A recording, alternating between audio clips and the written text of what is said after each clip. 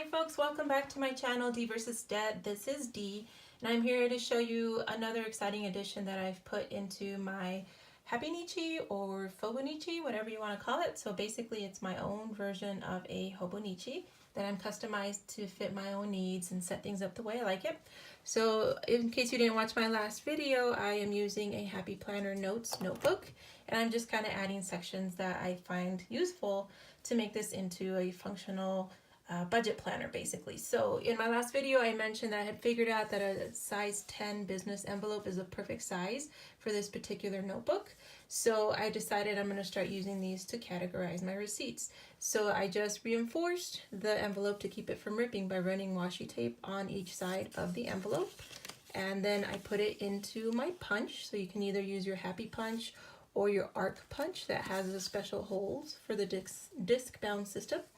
And just punch it in there, and then you can keep your your receipts organized and tucked away in here. So this time, however, I was trying to find another way to be able to use this as a way to carry my cash. So for my cash envelopes, as you notice, I have my categories all set up, but I also wanted to be able to carry my cash in here. However, I wanted it to be safe, and most importantly, not to be obvious to people that there's money in this notebook and to make it a temptation to swipe. So, in case I'm carrying it around in my shopping cart or it's sitting in the car or whatever.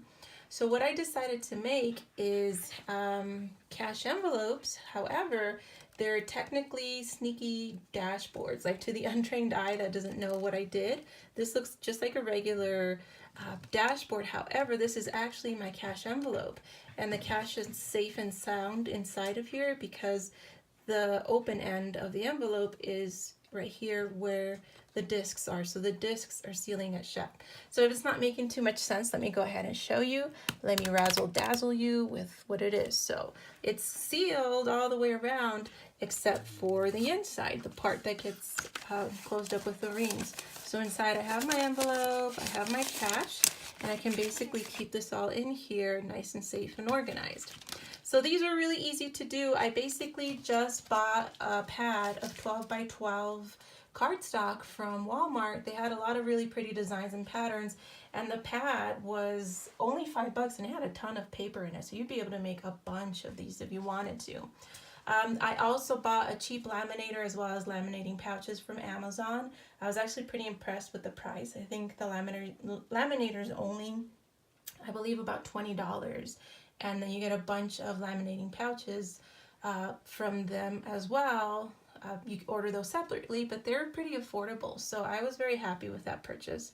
So anyways, what I did, because it's a 12 by 12 piece of paper, I basically folded the paper in half, and then I used the envelope as a template basically. So after I folded the paper, I traced around the paper to the size of the envelope, and then I cut it out. Now those went into the laminating pouches, and I ran those through the laminator a couple of times to make sure that they're sealed nice and snug, because as you can see, the seal is right here. This is the laminated part. Well, the whole thing's laminated, but you have to leave a little bit of a lip.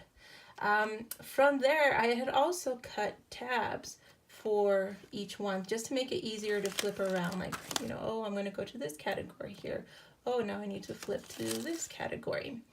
So I'm not quite sure how to feel about the tabs. I don't know if it's easier to have a tab or if it's better just to have it flat all the way across, like flush with the rest of the paper, because the tabs do, tend to stick out. So someone might like the fact that the tabs stick out. Somebody might not enjoy the fact that the tabs stick out. But the other thing that you can do as well is for the tabs, you can either write directly on them with permanent marker the name of your category, or you can just place a little white sticker and then write your category over that. So nice and simple, and again, I just like the fact that somebody would know there is money hiding inside of each of these dividers.